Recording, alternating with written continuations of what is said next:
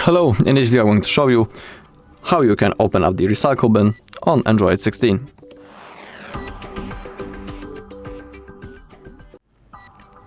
Alright, to do it we need to open up our settings. Once we are here we need to scroll down until we find the storage. And on our Android 16 it's called not the recycle bin but the trash. Simply click on that and in here you have all of your recently deleted items. They are still stored in the trash. To completely erase them, select the items that you want to delete and then hit delete button. Click on delete once again and now the things from your trash has been erased permanently.